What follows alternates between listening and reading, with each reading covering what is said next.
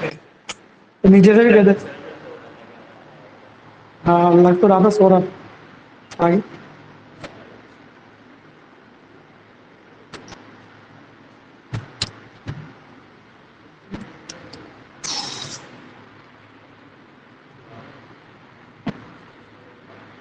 उठ के आया ना। कितने बजे सोते हो रात? 12:30 बजा देता है? गपशप करते हो? पढ़ते हो सारे? अच्छे हैं लड़के? बढ़िया है छोरे लोग? डिस्टर्ब तो नहीं करता कोई?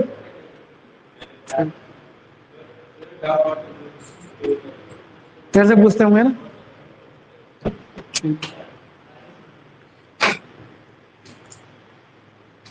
खाने वाने में सब बढ़िया? कोई दिक्कत तो नहीं है? चल रहा है ना? बस चलना ही चाहिए, मेन चीज यही है। पढ़ाई के मामले में थोड़ी बहुत ऊंच नीच हो जाए, पढ़ाई में कमजोरी नहीं चलनी चाहिए। खाने पीने में कमजोरी चल जाए, चल जाएगी। Good morning Mustaf. यार वो भी आ जाते ठीक रहता। साला नया चैप्टर स्टार्ट करने वाला हूँ मैं आज। आज हम बात करने जा रहे हैं about quadratic equation and expression.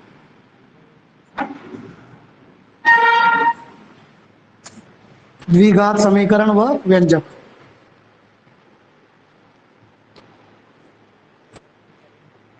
Good morning Ayush. थोड़ा सा और ऊंचा करते हैं इसको।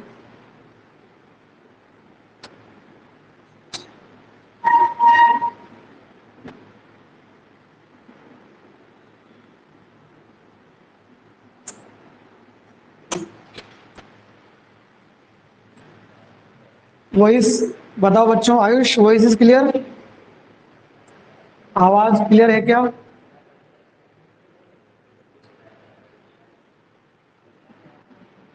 ओके। तो नेक्स्ट टॉपिक हम स्टार्ट करने जा रहे हैं, that is quadratic equation and expression. ठीक है।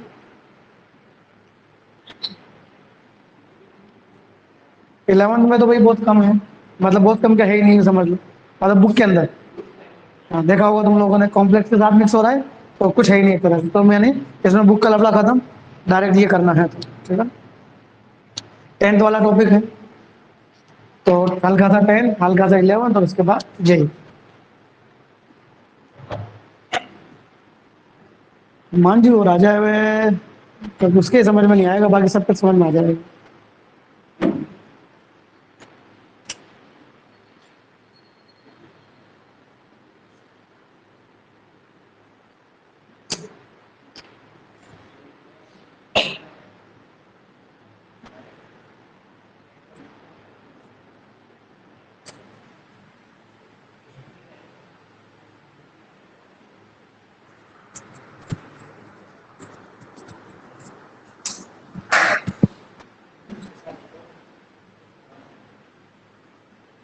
देखो बच्चे, सबसे पहली चीज इसके अंदर है, एक तो है इक्वेशन और एक एक्सप्रेशन, यानी समीकरण और व्यंजक। कोई बता सकता है मुझे आप में से what is the difference between equation and expression? Equation और एक्सप्रेशन में क्या डिफरेंस होता है? बड़ी सिंपल चीज है, नथिंग स्पेशल। जिसमें दो साइड होते हैं दैट इज इक्वेशन, जिसमें एक साइड होती है दैट इज एक्सप्रेशन। जैसे एक्सप्रेशन, इक्वेशन। सिंपल सा कंसेप्ट कि जिसमें दो साइड होती हैं दैट इज द इक्वेशन, जिसमें एक साइड होती है दैट इज द एक्सप्रेशन। व्यंजक समय। मैं आपसे कहूं कि इसको सोल्व करो, तो आपके दिमाग में अच्छा सा सोल्व करना है क्या? ठीक है। माइनस का 9 गया, यानी यहां से किससे? इक्वेशन से मुझे एक्स की वैल्यूज मिली, जिन्हें हम बोलते हैं रूट्स, सॉल्यूशन, जीरोज, मूल, हल। ठीक है। अब मैं कहूंगी चलो इसको सोल्व करो। सर इसको क्या सोल्व करूं? अच्छा, ए प्लस बी ए माइनस बी कर दो सर। भाई ए स्क्वायर माइनस बी स्क्वायर है ना, ए प्लस बी ए माइनस बी। मतलब तुमने क्या किया, ये फैक्टर कर दिए, गुणनखंड कर दिए। नहीं, मतलब एक्सप्रेशन से हमें क्या मिलते हैं? फैक्टर। जबकि इक्वेशन से हमें क्या मिलती हैं, रूट्स, वैल्यूज ऑफ एक्स या वाई वटेवर जो होती है। That is the basic difference. Clear? तो लिखो सबसे पहली line, difference between equation and expression. सबसे पहला topic, difference between equation and expression, समीकरण व व्यंजक में अंतर।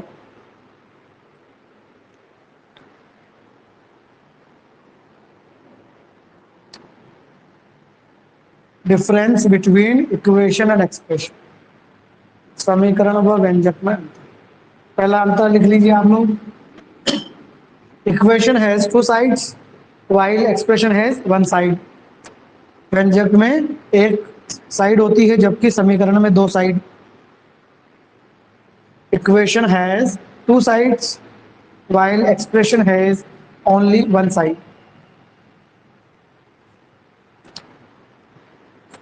सही है भाई, समीकरण में एक दो होती है जबकि व्यंजक में। फॉर एग्जाम्पल, ये एग्जाम्पल डाल लो, जैसे for example x square minus 9 बराबर 0 is an equation while x square minus 9 is expression. It is an expression, ये पूरा मत लिखना, बस इतना सा लिखना। It is an expression and it is an equation. जैसे x square minus 9 is equal to 0 एक इक्वेशन है, जबकि एक्स स्क्वायर माइनस 9 एक व्यंजक है। Point number 2, equation gives us the values of variable. Equation gives us the values of variables known as roots, solutions, zeros। सबका एक ही मतलब है, कभी कभी पूछ लेता है फाइंड द जीरोज, हम कंफ्यूज हो जाते हैं, अच्छा क्या पूछ लिया साला, हमें आती है चीज पर फिर भी नहीं कर पाते, ठीक है ना। समीकरण से हमें मूल हल शून्य प्राप्त होते हैं। समीकरण से हमें मूल हल शून्य, while expression gives us factors, while expression gives us factors।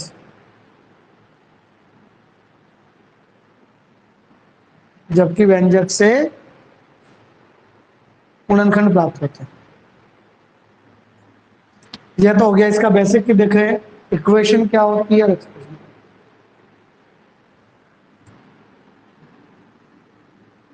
अब देखो एक छोटी सी चीज आपको प्राप्त होनी चाहिए, कौन सी याद होनी चाहिए, जैसे मान लीजिए कोई इक्वेशन है,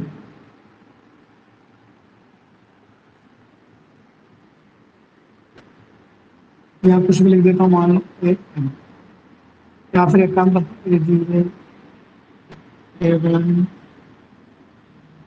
जैसे मैंने ये लिखा, ठीक है। तो अगर आपसे पूछा जाए कि ये जो इक्वेशन है इसकी डिग्री बताओ, डिग्री मतलब इसकी power, highest power of x, तो इसमें आपको हाईएस्ट पावर ऑफ एक्स क्या दिख रहा है, एन, बशर्ते कि ये क्या नहीं होना चाहिए, जीरो, यानी मुझे यहाँ पर लिखना पड़ेगा ए जीरो जीरो, तो it is the n degree equation, n degree. तो इसका फायदा क्या है? तो बच्चों एन डिग्री इक्वेशन के बारे में ये कहा जाता है कि जितनी पावर उतने रूट, मतलब अगर 5 पावर की है ना तो 100% 5 ही रूट होंगे, ना कोई माइका लाल उसको एक कम कर सकता है ना एक ज्यादा, नेवर। 5 का मतलब 5, ना कभी 6 हो सकते हैं ना कभी 4 हो सकते हैं। हाँ वो अलग बात है कि उन 5 में कुछ रियल हो सकते हैं कुछ इमेजिनरी हो सकते हैं, वो अलग पॉसिबिलिटी। 5 में हो सकता है सारे रियल हो जाए सारी इमेजिनरी हो जाए, वो बात का मुद्दा है, लेकिन होंगे 100% कितने, 5।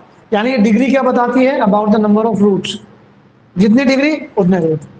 देख लेना एन डिग्री ऑफ इक्वेशन, ये n degree, it has exactly n roots, it has exactly n roots, 100% n root हो गए बच्चों, ना कम ना ज्यादा।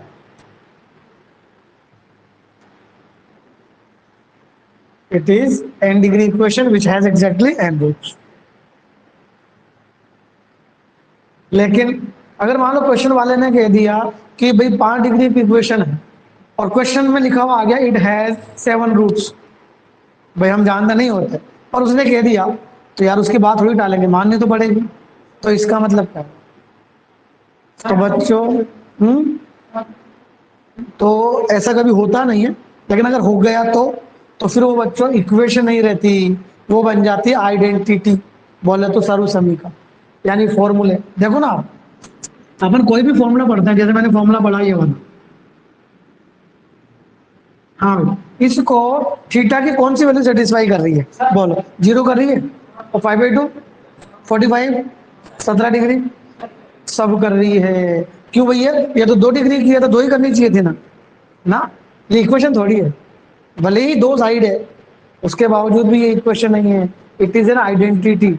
आइडेंटिटी का मतलब फॉर्मूला, और फॉर्मूले का मतलब उसके नंबर ऑफ सॉल्यूशन कितने होते हैं, इनफाइनाइट, है ना। तो आइडेंटिटी अगली लाइन में लिखेंगे, यहाँ लिखेंगे, ठीक है। If n degree equation has more than n roots,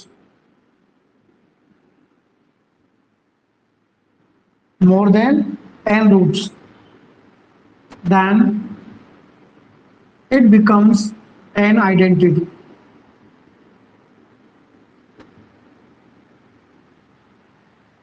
Then it becomes an identity. And in this, all the coefficients are 0.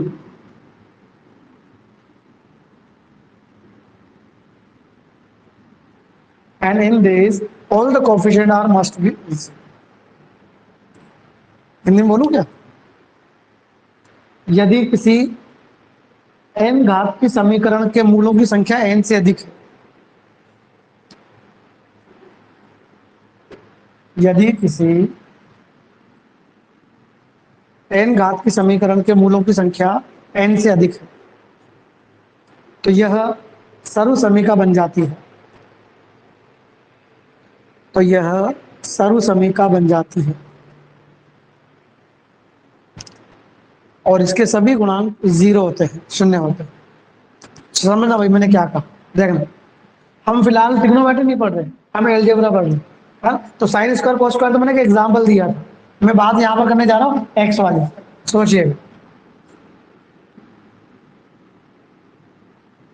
कितने डिग्री इक्वेशन है, 1 डिग्री, वैल्यू भी एक ही आनी चाहिए, आ भी रही है कितनी, माइनस का 5/2।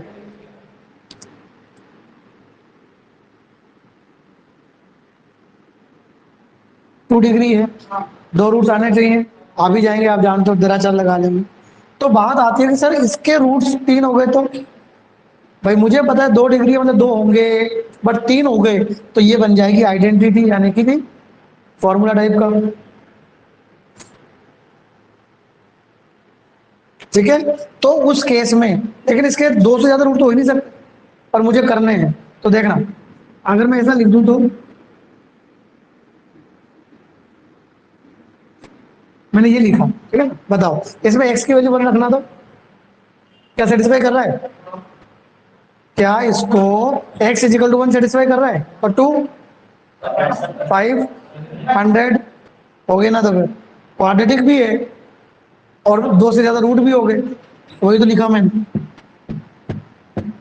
कि भैया अगर n डिग्री इक्वेशन में number of roots more than n हो गए तो आइडेंटिटी बन जाएगी, और आइडेंटिटी की पहचान क्या होती है कि ऑल द कोफिशिएंट आर 0।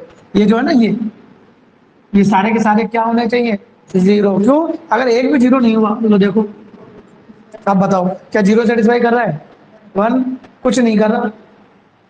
समझ में आ रही है बात। तो आइडेंटिटी का मतलब all the coefficient are 0।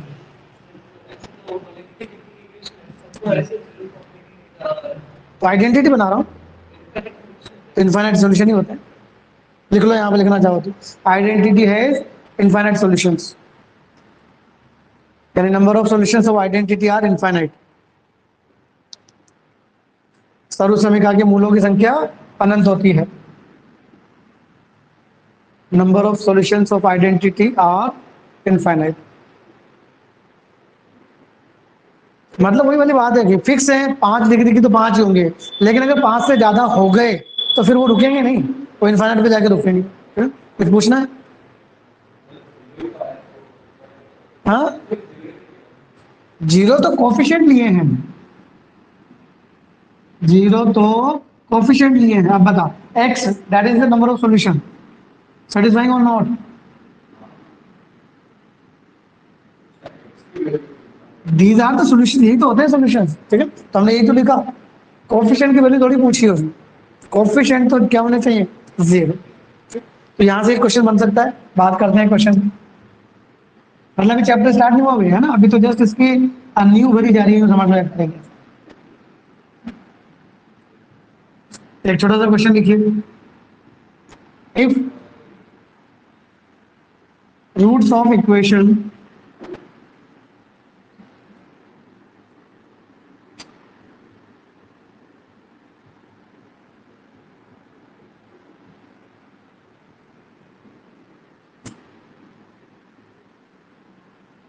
Are more than 2, then find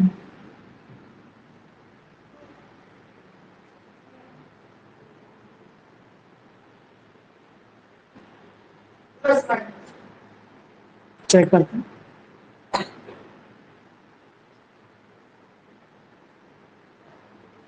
यदि इस समीकरण के मूलों की संख्या 2 से अधिक है तो आपको ये निकालना, if roots of this equation are more than 2, roots के बजाय नंबर ऑफ रूट्स लिख लो, है ना, ज्यादा अच्छा नहीं।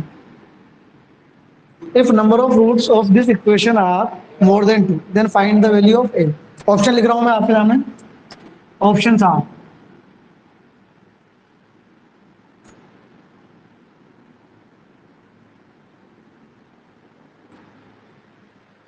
These are the options.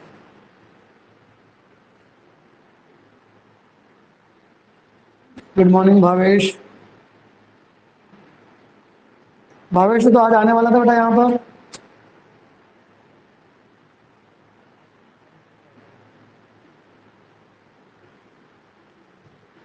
ये नया चैप्टर स्टार्ट हुआ है, जस्ट अभी तो स्टार्टिंग ही है, स्टार्टिंग इन द सेंस कोई स्पेशल कुछ नहीं, ठीक है ना, समझ में आ जाएगा। अभी तो मतलब 15 मिनट हुए स्टार्ट हुए, और कुछ ऐसा स्पेशल नहीं बताया, है ना? थक गया था। चलो, जैसे क्वेश्चन है बच्चे, the number of roots of this equation are more than 2 then find a. Now options are, first कि फोर्थ, सेकंड, देखते हैं। अब हमने देखा कि इसके नंबर ऑफ रूट्स कितने, भी 2 से ज्यादा है, जबकि क्वालिटी बोलती है कि 2 होने चाहिए।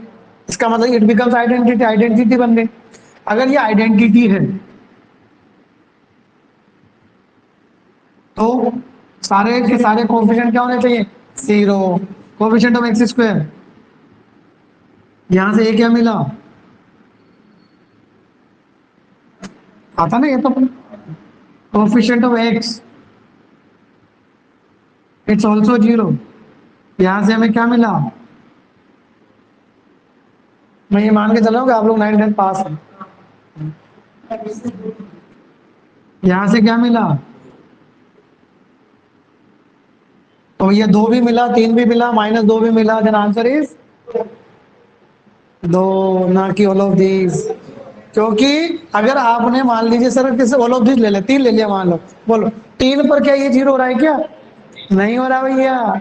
हमें तो वो नंबर लेना है सारे जीरो चाहिए, तो तीनों में कॉमन नंबर कौन है, 2। 2 पर जीरो, जीरो, जीरो, बाकी किसी पर भी ये जीरो है तो वो जीरो नहीं है, ये जीरो है तो वो जीरो नहीं है, समझ रहे हो बात? तो फिर तो वो आइडेंटिटी कहाँ रहेगी, हमें तो all the coefficient must be zero, hence a is equal to only 2। बोल को डाउट हो तो, हाँ आइडेंटिटी क्यों है इस लाइन से।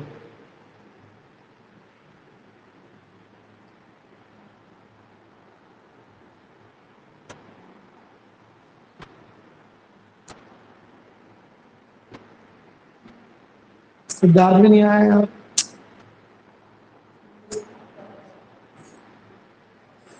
नया चैप्टर स्टार्ट होता है तब तो इनको आना ही चाहिए, बड़ा दिक्कत हो जाती है फिर नहीं।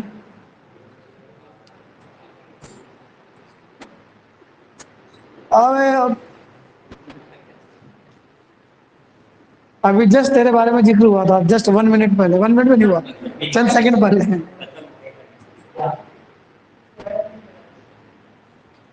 एक्चुअली नया चैप्टर स्टार्ट किया ना, तो मैंने कहा जब नए चैप्टर में पहले दिन नहीं आते ना, और अपन क्या है कि वो अपन तो पढ़ाते ही हो रहे हैं, नहीं तो क्या है कि अपन थोड़ा बहुत अगर मान लो टाइम पास करते हैं इधर उधर, तो हो सकता है चैप्टर आधा ही थोड़ा सा ही हो। अब अपन तो इतना पढ़ा देते हैं कि मैं देखो बताऊँ, पहले दिन में इतना हो जाता है कि आगे की पूरी वो बन गई एक तरह से, बेस तैयार हो गया, चक्कर ही पड़ जाता। और मांझू नहीं आया, अभी मांझू आ जाता मामला है। वो तो 11 का हो रहा है सारा। तो यहाँ से समझ में आ गया आइडेंटिटी। कोई भी क्वेश्चन आए, और ज्यादा क्वेश्चन नहीं बनता कि यहाँ से कोई क्वेश्चन बनता है क्या, कभी कभार गलती से बन जाए तो, राइट।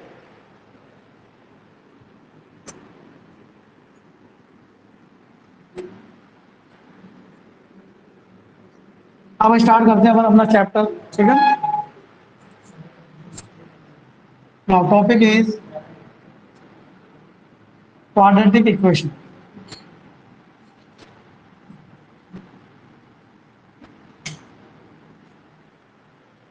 यानी चैप्टर तो अभी स्टार्ट हो रहा है एक तरह से, क्वाड्रेटिक इक्वेशन क्या होती है, ठीक है। भाई क्वाड्रेटिक है मतलब पावर कितनी होनी चाहिए, 2 होनी चाहिए, लाइक ये बन गई अपनी क्वाड्रेटिक। अभी अधूरी है, अधूरी क्यों है, हाँ, a must be not equal to zero, क्योंकि जब तक मैं इसको जीरो, ये जीरो हो जाए तो भी क्वाड्रेटिक रहेगी, ये जीरो हो जाए तो भी क्वाड्रेटिक, लेकिन ये जीरो हो गया तो क्वाड्रेटिक नहीं रहेगी। तो इसके बिना इसको क्वाड्रेटिक बोलना अधूरा है, दैट इज द क्वाड्रेटिक। ये 2 पावर है, 100% आइडेंटिटी नहीं है, मस्ट बी 2 रूट्स, 2 रूट होंगे 100%, ठीक है। बस ये होती है क्वाड्रेटिक।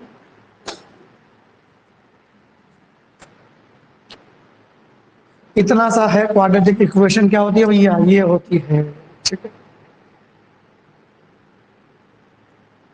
नाउ रूट्स निकालने के तरीकों के बारे में बात करता हूँ जो आप लोगों ने 9 10 में पढ़े, जस्ट एक ब्रीफ आइडिया, ठीक है।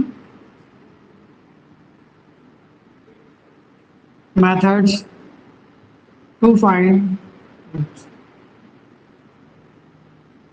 यानी अभी तो देखा जाए 9 10 चल रही है, अभी तो 11 भी स्टार्ट हुई है और उसके बाद जेई भी स्टार्ट हुई है। हाँ भाई पढ़े आप लोगों ने। सबसे पहले क्या बोलते हैं, फैक्टराइजेशन मेथड, ठीक है।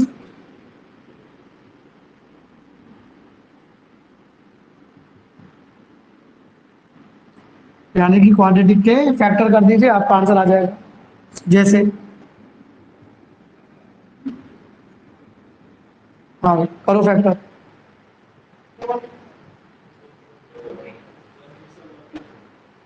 अबे 2 और 3 नहीं आएगा, मुझे लगा तुम लोग 9 10 पास हो यार।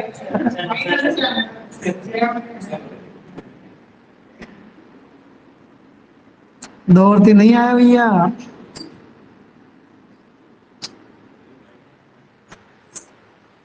ठीक है ना, तो जागना है थोड़ा सा, है ना। ऐसे नहीं करना। लिख लो एग्जाम्पल जिस नाम का, अच्छा ऐसा भी होता है।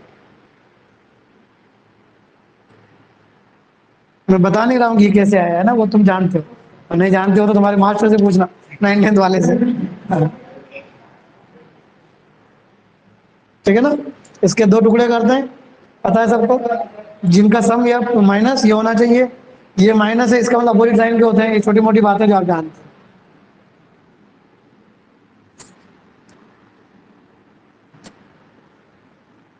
सेकंड मेथड धनाचार्य मेथड,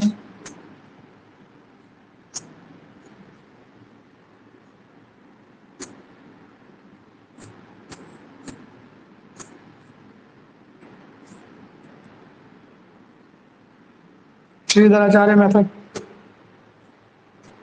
ये भी आप जानते हैं।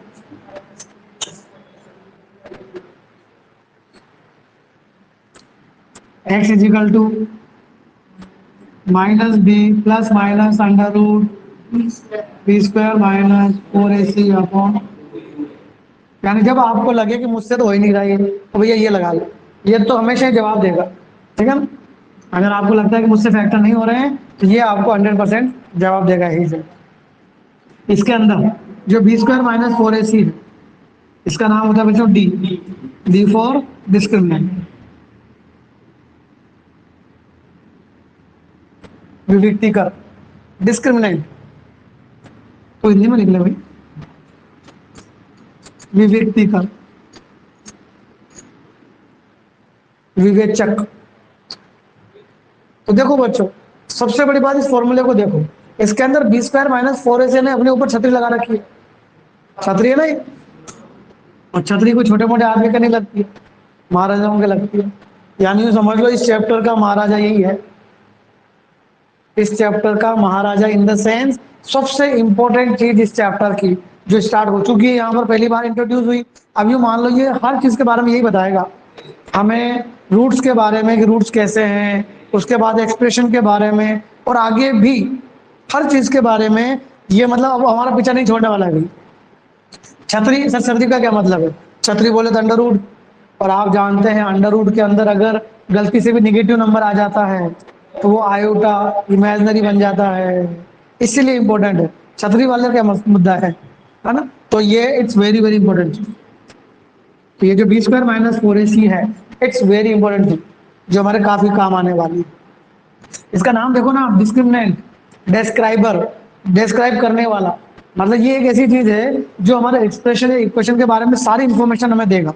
सारी इंफॉर्मेशन मतलब उसके ग्राफ के बारे में कि उसका ग्राफ कैसा होगा। ये तो अब ग्राफ तुमने 9 10 में नहीं पढ़े, 9 10 में तुमने क्या पढ़ा है, ये 11th में कि भाई रूट्स कैसे होंगे, रियल या इमेजिनरी। लेकिन अब यहाँ पर रूट्स के बारे में बताएगा, एक्सप्रेशंस के बारे में, ग्राफ के बारे में, उसके साइन के बारे में, हर चीज के बारे में ये बताएगा जो हमें पढ़ना है। ठीक है, so it's very very important.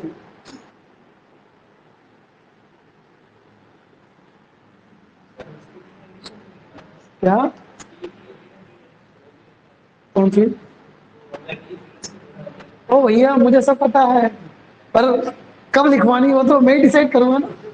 चिंता मत करे तू, तेरा जो तेरा पढ़ा हुआ है ना उनमें से कुछ नहीं छूटेगा, तो इसकी चिंता मत कर है? अभी मैं क्या पढ़ा रहा हूँ बता। अभी पढ़ा रहा हूँ कि रूट्स कैसे निकाले जाते हैं, अभी मैं नेचर पे आया ही नहीं। ठीक है, चलिए तीसरा लिखिए, परफेक्ट स्क्वायर मेथड।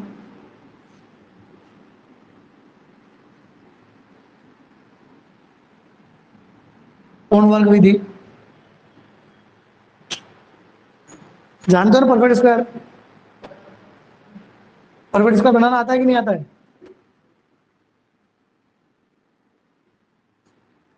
जैसे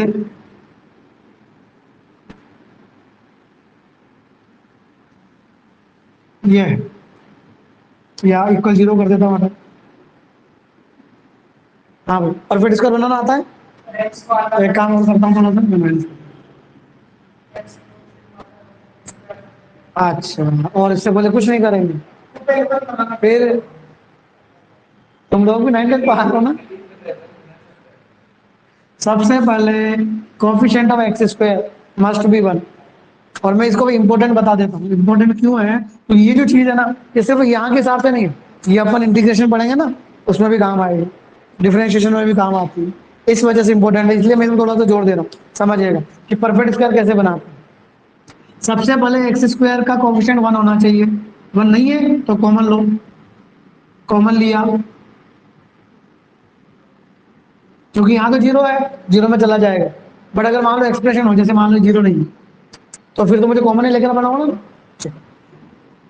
इसके बाद एक्स का जो कोफिशिएंट होता है उसका हाफ, उसका आधा, बोले तो -1, उसका स्क्वायर +1, प्लस भी करते हैं और माइनस भी करते हैं। तो एक्स का आधा माइनस, सॉरी -2, -2 का आधा -1, -1 का स्क्वायर,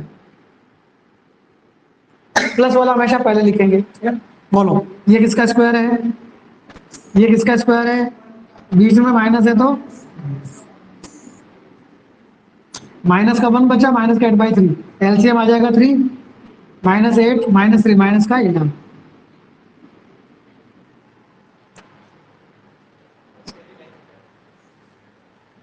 ये समझ में आ गया, जो बचा उसको लिख दिया। ये कैसे सॉल्व करते हैं मुझे आता नहीं एक्चुअली। उसके साथ चला गया,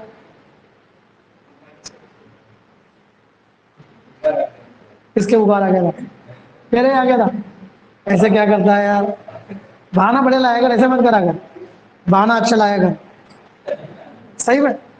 चल तो ये, अब ये कैसे आया ये तो बताने की जरूरत नहीं है। ठीक। तो ये हो गया भैया परफेक्ट स्क्वायर। अब अगर इक्वल में जीरो होगा ये जीरो में चला जाएगा, ये उधर चला जाएगा, प्लस माइनस अंडर रूट ले लेंगे। नोट कर लो, एक क्वेश्चन नोट कर लिया अभी। पहला नया चैप्टर स्टार्ट हो चुका है, क्या नाम है, क्वाड्रेटिक इक्वेशन एंड एक्सप्रेशन। और उसमें अभी तक ऐसा कुछ नहीं हुआ है कि तुम्हें नुकसान हो। क्लियर, यानी अभी चैप्टर स्टार्ट हुआ है और ये नाइन्थ की बातें चल रही है। नाइन्थ में तुमने पढ़ा, नाइन्थ पढ़ी कि नहीं पढ़ी, पक्का। हाँ। तो नाइन्थ में तुमने पढ़ा होगा रूट्स कैसे निकालते हैं, फैक्टर करना, दराचार्य, बोल दराचार्य का फॉर्मूला बोल। तो इंग्लिश मीडियम में भी दराचार्य बोलते हैं उसको, साइंटिस्ट का नाम है इंग्लिश मीडियम। हाँ यार, मतलब दराचार्य मेथड साइंस साइंटिस्ट का नाम है। तुम्हारा था कि नहीं भाई ये? तो फिर ये भी इंग्लिश मीडियम का ही है। मतलब नहीं आए तो बहाना मार दो यार, ये कोई तरीका है। ये वाला मेथड देख इधर, अरे मांझू ये वाला, हाँ बोल, बोलो, फिल इन द ब्लैंक्स।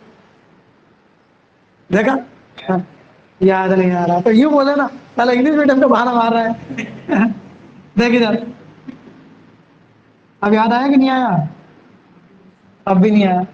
इसको बोलते हैं दराचार्य मेथड, रूट्स निकालने के काम आता है, याद रखना।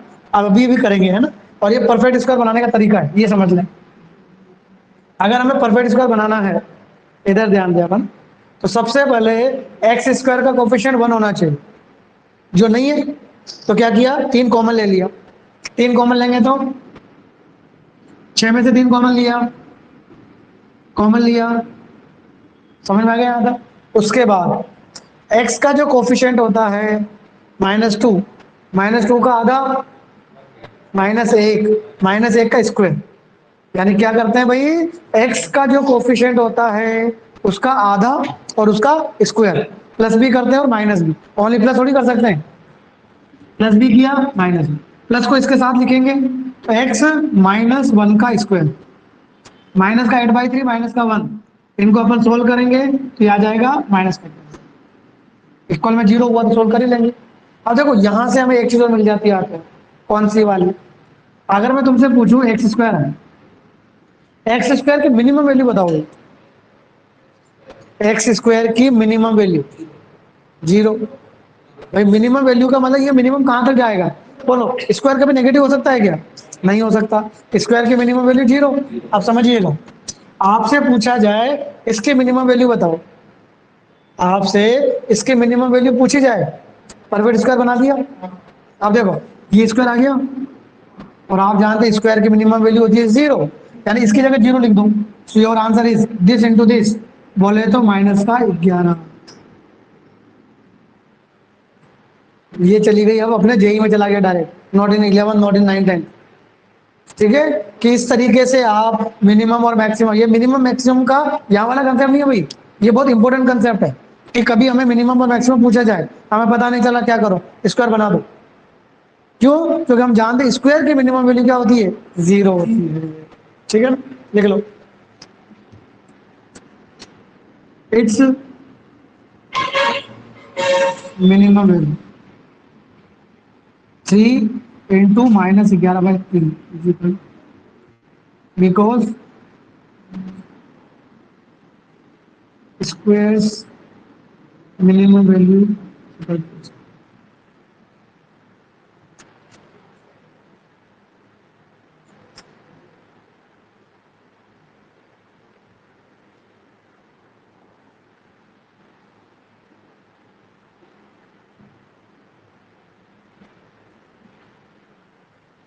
अपन इस चैप्टर में ये फॉर्मूले भी पढ़ेंगे डायरेक्टली भले ही, ठीक है ना, लेकिन एक तरीका बता दिया ताकि हमें याद रहे, चीज बहुत काम आ जाती है चीज, ठीक है ना, इस वजह से।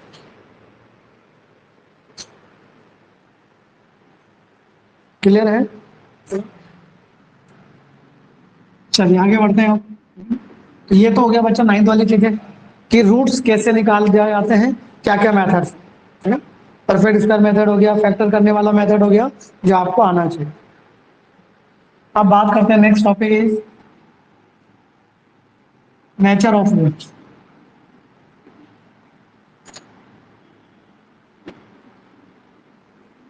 मूलों की प्रकृति। नेचर ऑफ रूट्स का क्या मतलब? इसका ये मतलब है बच्चों कि बिना रूट्स निकाले हमें पता करना हो कि रूट्स कैसे हैं, रियल है, इमेजिनरी है, इक्वल है, अनइक्वल है, रैशनल है, इरेशनल है। अभी जो मैंने वर्ड बोले इनमें कोई ऐसा वर्ड जो आप नहीं जानते हो? हाँ भाई, रियल और इमेजिनरी जानता है? इमेजिनरी जानता है क्या होता है? कैसे पहचानते हैं इमेजिनरी को? पूछा कर, बताया कर। नहीं समझ इनकी तो मेरे हिसाब से इन सबका पढ़ा हुआ है, कॉम्प्लेक्स नंबर पढ़ा हुआ नहीं दे रहा। देख कितना ये इसकी वैल्यू बता चल। 3 नहीं होती, 3 ये होता है,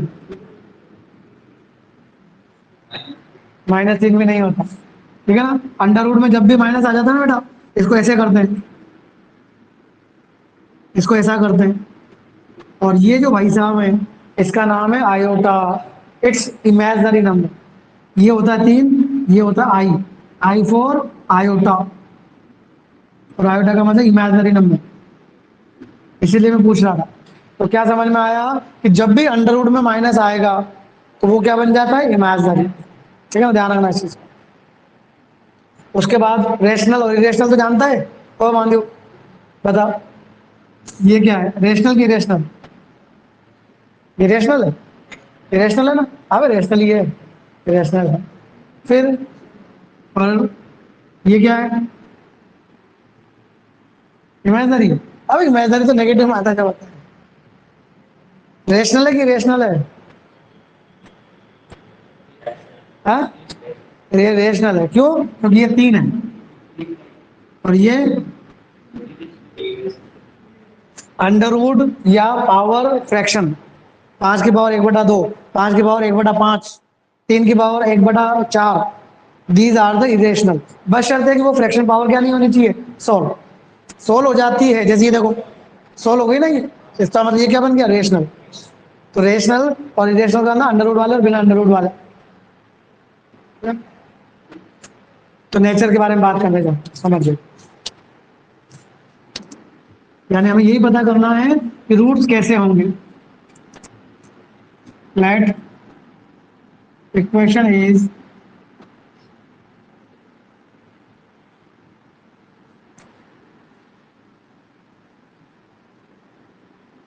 क्यू फॉर रेशनल। जिसको नहीं पता वो लिख लेना। क्यू का मतलब रेशनल होता है।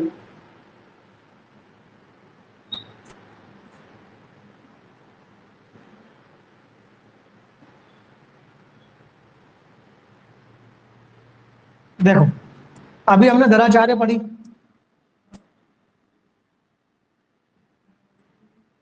√b² - 4ac, b² - 4ac का अंदर डी। अब देखो अंडर रूट में कौन है? डी। और अभी मैंने बताया कि अगर अंडर रूट में नेगेटिव आ जाता है तो इमेजिनरी बन जाता है। इसका मतलब भैया वही चीज, नेचर के लिए रिस्पॉन्सिबल आदमी एक ही है, डी। तो अपन बात करते हैं डी के बारे में। डी एक नंबर है। कोई भी नंबर क्या क्या हो सकता है? या तो वो पॉजिटिव होगा, या नेगेटिव होगा, या जीरो होगा। और कुछ तो ही नहीं सकता ना। इमेजिनरी की बात मैं कर ही नहीं रहा हूं। हो सकता है वो पॉजिटिव हो, पॉजिटिव 0 से बड़ा होता है, समझते हैं आप लोग। हो सकता है वो 0 हो सकता है वो नेगेटिव। 3 केसेस बनते हैं। अब देखते हैं, अगर डी पॉजिटिव हुआ, अंडर रूट में पॉजिटिव आया, बोले तो आयोटा नहीं आया। आयोटा नहीं आया मतलब रियल या इमेजिनरी? रियल। तो इस केस में बच्चों रूट्स होंगे रियल। अब देखो रियल, जैसे मान लो √9 आया तो 3 आ गया, उसके आगे क्या लगा हुआ है? प्लस और माइनस। यानी जब प्लस लेंगे तो अलग रूट मिलेगा और माइनस लेंगे तो अलग मिलेगा। Real and different, real and different. वास्तविक व असमान, अलग अलग, डिफरेंट अलग अलग, अनआइडेंटिकल, डिस्टिंक्ट एक ही वर्ड, कंफ्यूजन नहीं हो जाए, डिस्टिंक्ट, ठीक है, अलग अलग, डिफरेंट, इस तरीके से। तो रियल एंड डिफरेंट। अब देखो डी अगर जीरो हो गया, डी अगर जीरो हो गया तो under root zero, zero, plus minus zero, plus minus का कोई रोल ही नहीं है, खत्म हो गया वो तो। मतलब रूट्स तो रियल ही आ रहे हैं, आयोटा तो अभी भी नहीं आया, लेकिन सेम हो गए भाई, दो रूट सेम हो गए, ठीक है। तो रियल एंड सेम, सेम बोलो इक्वल बोलो एक ही बात है भाई। उम्मीद करता हूँ इसमें तो कंफ्यूजन नहीं होना चाहिए। यानी रूट्स रहेंगे तो रियल, बट इस बार सेम हो जाएंगे, आइडेंटिकल हो जाएंगे। और अगर डी नेगेटिव, अंडर रूट में नेगेटिव बोले तो आयोटा, आयोटा मतलब इमेजिनरी, रूट्स आर इमेजिनरी।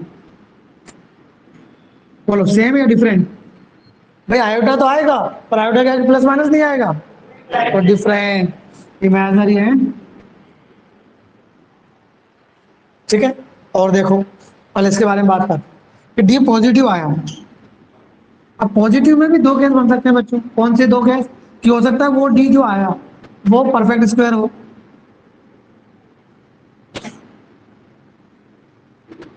सकता है वो परफेक्ट स्क्वायर नहीं हो। परफेक्ट स्क्वायर समझते हो ना भाई? 25, 36, 9 लाइक दिस। तो बताओ अगर डी परफेक्ट स्क्वायर आया, लाइक 25, लाइक 36, 25 लगा, अंडर रूट 25, अंडर रूट रहा कि हट गया? अंडर रूट हट गया, मतलब रेशनल की इरेशनल? रैशनल। तो इस केस में बच्चों रूट्स हो जाएंगे rational, यानी कि परिमेय। अब परफेक्ट स्क्वायर नहीं है, लाइक 7, तो अंडर रूट 7 अंडर रूट रहेगा, बोले तो इरेशनल। यानी डी अगर आपका परफेक्ट स्क्वायर आता है तो रेशनल, परफेक्ट स्क्वायर नहीं आता है तो इरेशनल। अब डी जीरो आया, हाँ, तो रेशनल की इरेशनल? सेम है तो रेशनल इरेशनल क्या था क्या? भाई अंडर रूट तो यहाँ भी नहीं है ना, जीरो है, अंडर रूट जीरो, जीरो, तो अंडर रूट रहा क्या? नहीं रहा ना भाई, it's also rational. Imaginary and different, rational या इरेशनल?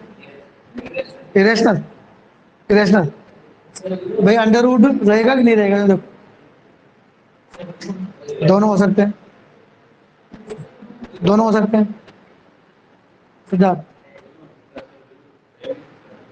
अंडर रूट रह भी सकता है, नहीं भी रहे, मतलब रेशनल भी पॉसिबल है, रेशनल पॉसिबल, सही है ना? अगर ओ नालायक हो, रेशनल और इरेशनल तो रियल का पार्ट है, इमेजिनरी में रेशनल इरेशनल होता ही नहीं है। जबरदस्ती रेशनल इरेशनल बताने में लग रहे हैं सब। नहीं समझे? भाई रेशनल और इरेशनल जो होते हैं ना, these are the parts of. हाँ, कोई तुमसे पूछे कि रूट 3 आयोटा रेशनल है कि इरेशनल है? कुछ नहीं है। आयोटा का मतलब भूत। मैं तुमसे पूछ रहा हूँ, बताओ भाई, भूत ने धोती पहने कि कुर्ता पहना है? और साला भूत देख लिया तुम लोगों ने? हैं? ये तो यही क्वेश्चन हो गया। रेशनल इरेशनल का मतलब जो दिखता है वो पूछ रहा हूँ तुम लोगों से। तो यहाँ कोई रेशनल इरेशनल नहीं होता, ठीक है। हाँ भाई, कॉम्प्लेक्स नंबर अपन ने पढ़ा है थोड़ा सा, ठीक है। याद करो, 3 + 4 आयोटा, इसका कॉन्जुगेट, नाम ही सुना हुआ नहीं लगेगा, याद है कि नहीं है कॉन्जुगेट? तुम सुन लो नाम, कॉन्जुगेट, कॉम्प्लेक्स कॉन्जुगेट। कॉन्जुगेट का मतलब आयोटा का साइन चेंज करना है बस, आयोटा का साइन चेंज करना। सोचो आयोटा इसी में से तो बाहर आएगा।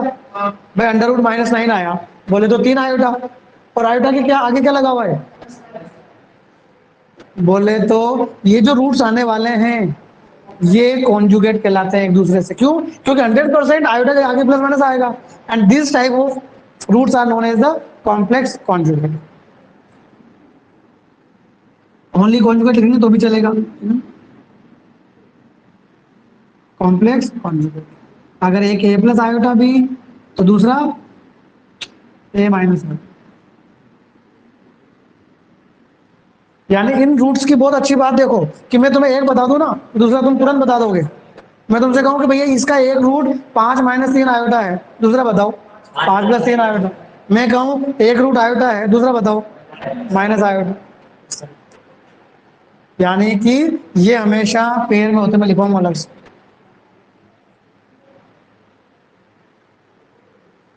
और देखो बताओ, इरेशनल मतलब अंडर रूट वाला कि बिना अंडर रूट वाला? अंडर रूट वाला। और अंडर रूट के आगे क्या लगा हुआ है? Plus minus. यानी यहां भी भैया वही सिस्टम है, कौन सा? अगर एक वाला a plus under root b है तो दूसरा, और ऐसे रूट्स को बच्चों इंग्लिश में बोलते हैं सर्ड्स। हिंदी में कोई नाम नहीं है, ठीक है? इस तरह के रूट्स को, कौन से रूट्स को? Irrational roots. These are also known as the surds. Hindi में कोई पर्टिकुलर नाम नहीं है। ये सम्मिश्र संयुग्म में हो गया, है ना? नमन, कोई चीज में दिक्कत हो तो पूछ ले हिंदी में।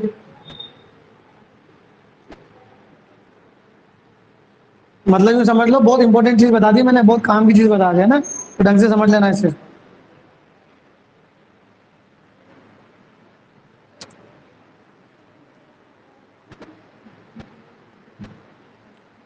उल्टा सीधा पूरा याद होना चाहिए। कैसे? हाँ भाई, डी पॉजिटिव रूट्स कैसे? रियल एंड डिफरेंट, डी बराबर 0 real and same, D negative imaginary. उल्टा, रूट्स रियल है भाई, रूट्स रियल। भैया रियल इसमें भी है, इसमें भी है, तो D greater than equal to 0। Roots imaginary है, D less than 0। Roots equal है, roots equal, D 0। Roots real and different है, डी पॉजिटिव। रूट्स इमेजिनरी है, डी नेगेटिव। ध्यान रखना चाहिए। मतलब यूं भी याद होना चाहिए, उल्टा भी याद होना चाहिए। ये देगा, ये काम में लेना है, ये काम में लेके आंसर बताना है। Perfect square non perfect square समझ ही गए, कोई दिक्कत है ही नहीं।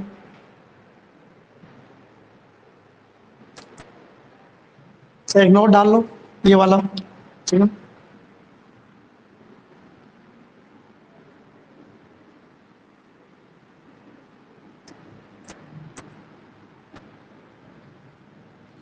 नोट लिख लो आप लोग। And imaginary roots are always be in pair. अपरिमेय और काल्पनिक मूल हमेशा जोड़े में होते हैं। Irrational, irrational and imaginary roots are always be in pair,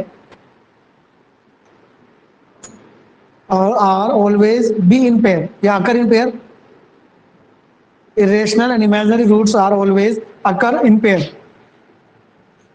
be in pair. काल्पनिक और अपरिमेय मूल हमेशा जोड़े में होते हैं। जैसे for example a plus minus iota b and a plus minus under b। मतलब पहले भी लिख चुके हैं पर दोबारा लिखवा दें।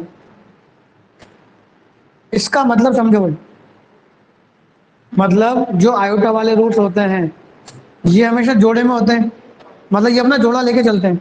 तो सोचो कोई 5 डिग्री की इक्वेशन है, कितने डिग्री की? 5।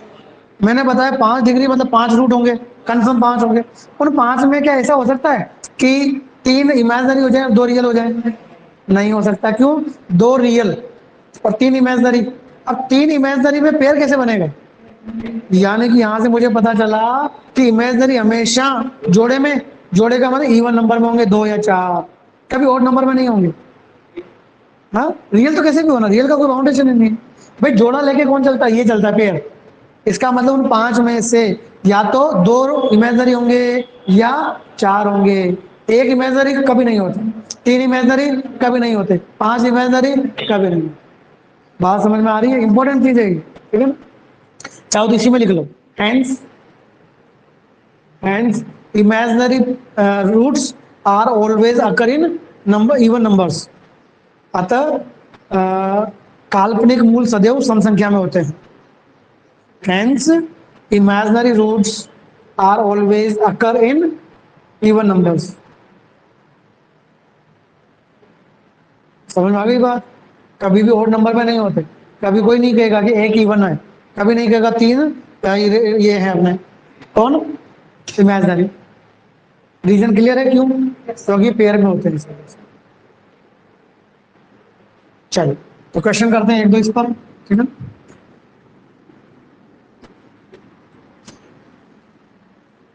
बिल्कुल सिंपल से क्वेश्चन से स्टार्ट करेंगे।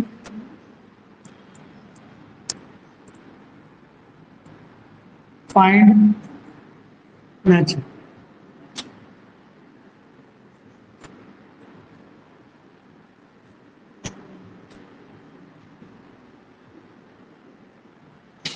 First question is x square minus 3x minus 5 is equal to. सब कुछ बताना है।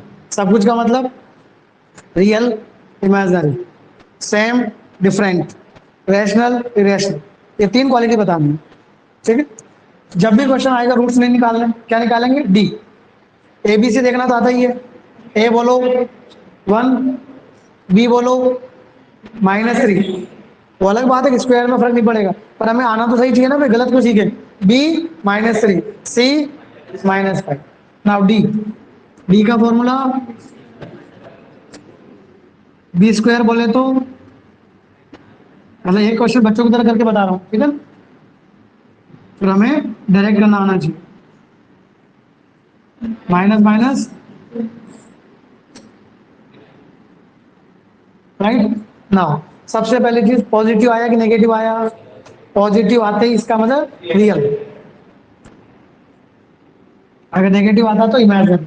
उसके बाद डी जीरो नहीं आया, डी जीरो नहीं आया मतलब इक्वल नहीं है, मतलब अलग अलग है, तो रियल एंड डिफरेंट। उसके बाद क्या परफेक्ट स्क्वायर है? नहीं है, मतलब अंडर रहेगा, बोले तो इरेशनल। तो आंसर आ गया रियल, डिफरेंट एंड इरेशनल। किसी को कोई भी डाउट हो तो please. The final answer is real, different and irrational. इसमें से बच्चों में रियल वर्ड हटा दूं तो चलेगा? क्यों चलेगा? इरेशनल अपने आप में रियल होता है। अगर मैं रियल वर्ड हटा दूं तो चलेगा, क्योंकि रेशनल इरेशनल अपने आप किसको बता देते हैं? रियल, ठीक है। और रियल हटा दूंगा तो नहीं चलेगा। क्यों नहीं चलेगा? तो रियल मतलब ये हटा दूं तो नहीं चलेगा, क्योंकि रियल के अंदर तो दोनों कैटेगरी होती है। तो हमें आंसर मतलब ये अधूरा आंसर है, ये अधूरा आंसर हो गया, और ये परफेक्ट आंसर हो गया। ये परफेक्ट आ रही है बात समझ में? यानी कभी ऑप्शन ऐसे आ जाए तो कोई इशू नहीं। मान लो समझ में आ गया पक्का। Next question.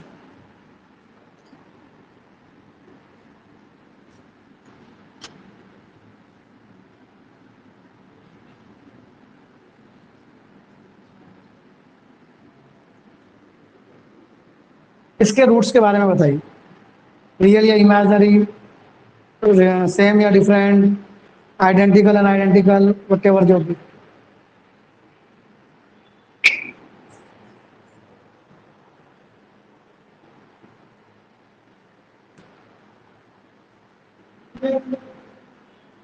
जो भी है। अब डायरेक्ट निकालना सीखो भाई। बी स्क्वायर 16, आप 5 दूनी 10, 10 चौके 40, बोले तो नेगेटिव। नंबर से क्या लेना देना मुझे? बस इमेजिनरी आ गया और डिफरेंट आ गया। रेशनल या इरेशनल भाई? कुछ नहीं, ठीक है ना। इमेजिनरी में कोई रेशनल या इरेशनल नहीं है। पक्का समझ में आ गया?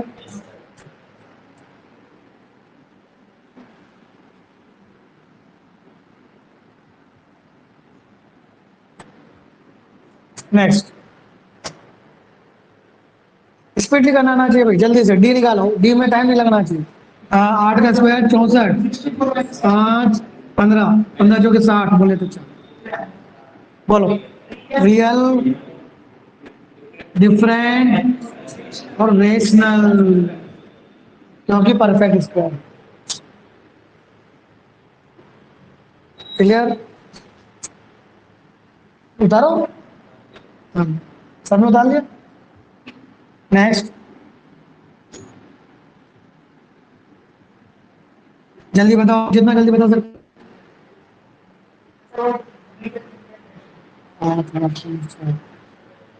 4 आ रहा है ना? हाँ भाई, आंसर इज 0। अब 2 रूट 2 है, 2 का स्क्वायर 8, 8 में से 4 गया तो 4 आया भैया। बोलो रियल, डिफरेंट एंड रैशनल। ठीक है, real, different and irrational. Rational आएगा, इरेशनल आएगा, इरेशनल आएगा यार, रैशनल आएगा, इरेशनल आएगा। जी नहीं, इट्स आंसर राइट। इसका आंसर बच्चों इरेशनल ही है।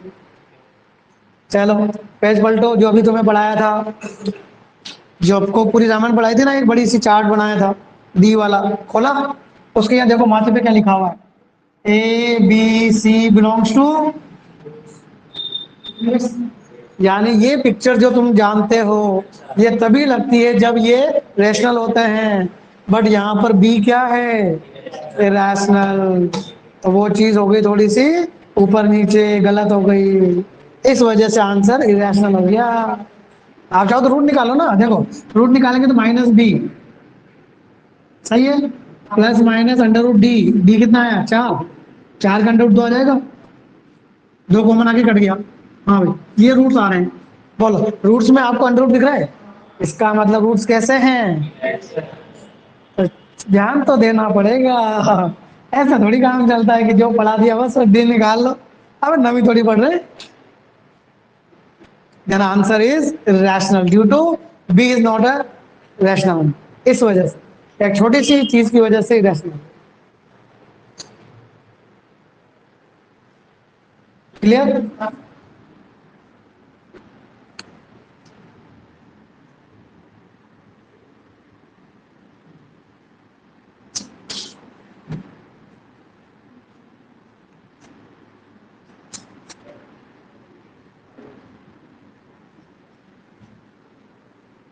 ऑप्शन दे रहा हूं इसके,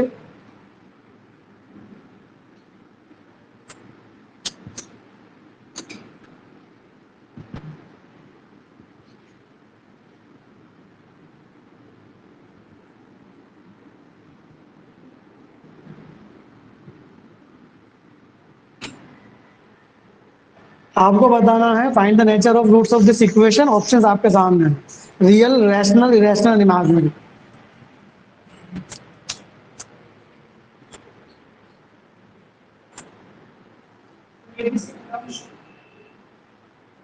नथिंग, कुछ नहीं दिया, तेरे को बिलोंग्स टू जानना है तो ये ले। बस दूध का जला हुआ छाछ कोई फूंक फूंक के पीता है।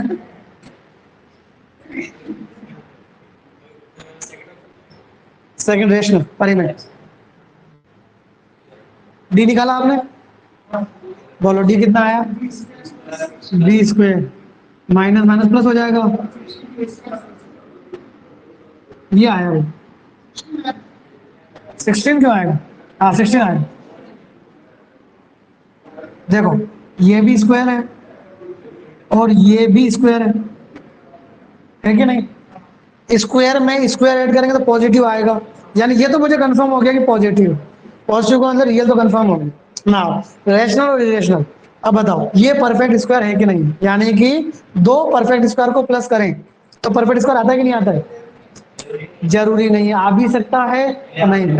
3 का स्क्वायर 4 का स्क्वायर आता है, 3 का स्क्वायर 5 का स्क्वायर नहीं आता, मतलब ये कंफर्म नहीं है, बट ये 100% कंफर्म है, सो आंसर इज, और ये तो गलत हो ही गया, ये तो नेगेटिव है, ये गलत और ये सही।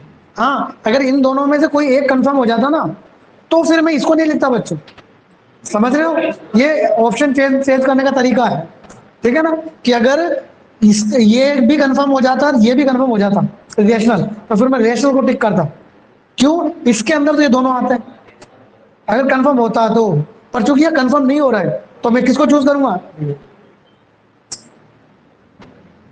मतलब सब कैटेगरी अगर कंफर्म हो जाए ना तो फिर वो ज्यादा सही मानी जाएगी ध्यान होने से।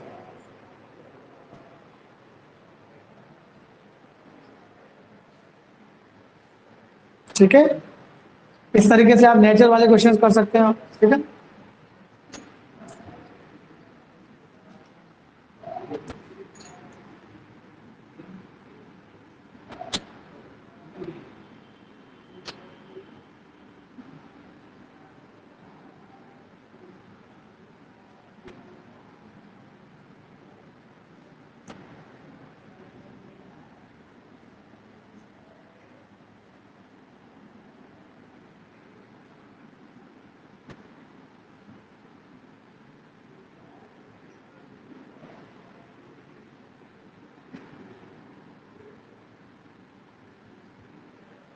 एक्सप्रेशन दे दिया भाई, इक्वेशन नहीं, मैंने आपको एक एक्सप्रेशन दे दिया क्वाड्रेटिक वाला, x square minus 6x plus के, और कह दिया कि ये एक परफेक्ट स्क्वायर है। कौन? एक्सप्रेशन, डीवी की बात नहीं कर रहा हूं। This expression is perfect square, then what is the value of? ये एक्सप्रेशन एक परफेक्ट स्क्वायर है, तो के क्या होगा?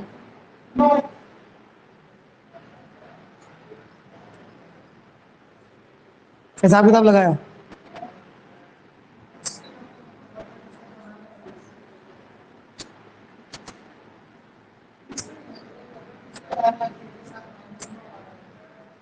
देखो इधर भाई, मैंने आपसे कहा कि ये जो भाई साहब है, ये ऐसा है, यही कहा इसमें। मुझे नहीं पता किसका स्क्वायर है, किसी का भी होगा, ठीक है, सोचो। अब इसको अपन कनेक्ट करते हैं अपनी चीजें जो मैंने पढ़ा है। परफेक्ट स्क्वायर है, कौन? एक्सप्रेशन। मान लो ये अगर इक्वेशन होती तो भैया एक्स की कितनी वैल्यू आती? एक ही आ रही है। एक ही वैल्यू आने का मतलब रूट्स कैसे हैं? सेम। और रूट सेम कब होता है? जब डी जीरो होता है। इसका डी जीरो करो।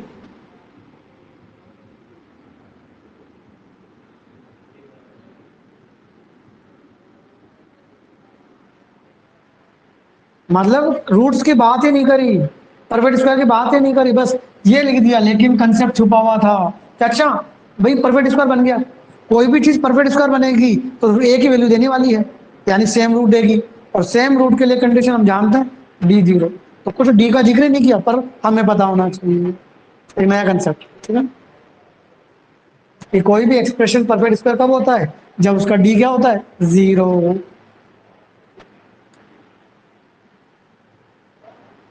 नहीं समझ में आया? ठीक है, चाहो तो ढंग से लिख भी लेना अपने हिसाब से कि perfect square means if it is an equation then its roots are identical, hence its discriminant is zero. ठीक है?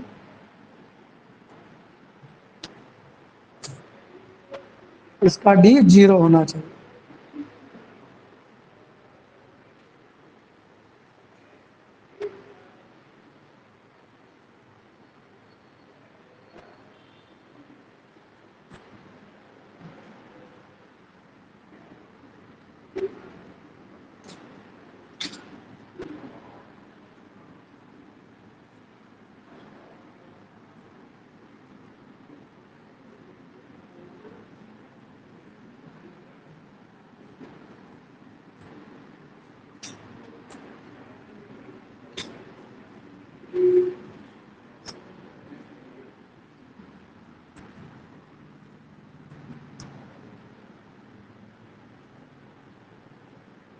If roots of this equation are real and different, then k belongs to कौन सा? Interval निकालना है, area. क्या नहीं, lambda, sorry.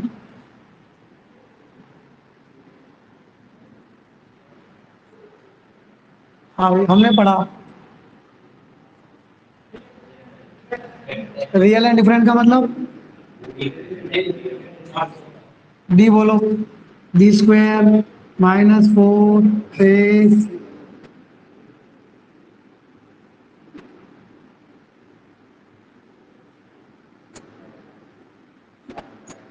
अब इसका आंसर कैसे लिखते हैं समझ लेना बच्चों।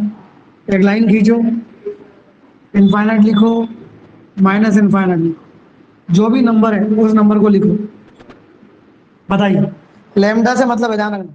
बताइए, लेमडा चार से छोटा है कि बड़ा है? लेमडा से मतलब है छोटा, इधर या इधर? जो पहले है वो पहले, जो बाद में वो बाद में। इनफाइनाइट और माइनस इनफाइनाइट पर हमेशा छोटा ब्रैकेट, स्मॉल ब्रैकेट। अगर यहाँ इक्वल का साइन होता तो बड़ा ब्रैकेट नहीं है, इस वजह से यहाँ भी छोटा। So your answer is minus infinite से।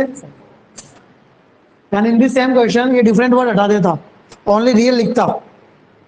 समझ लो एक मिनट के लिए, in this same question roots are real. Real बोला, बोले तो D greater than equal to zero, बोले तो इक्वल का साइन, इक्वल का साइन बोले तो चार पर बड़ा ब्रैकेट। क्लियर? ऑप्शन में ये भी मिलेगा और वो भी मिलेगा, ध्यान रखना चाहिए। इनफाइनाइट और माइनस इनफाइनाइट पर हमेशा स्मॉल ब्रैकेट छोटा वाला, और इक्वल का साइन होता है तो बड़ा ब्रैकेट, नहीं होता है तो छोटा।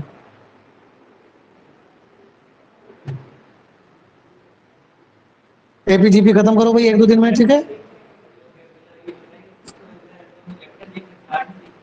हाँ लेमडा देखना, 4 नहीं देखना, क्योंकि हम क्वेश्चन हमारा किसके लिए सोल्व कर रहे हैं, लेमडा, कि वो छोटा है कि बड़ा है। तो ऐसे 4 को देखेंगे तो गलत हो जाएगा, ठीक है। कि जो हमारा वेरिएबल है वो छोटा है कि बड़ा है, वो देखना।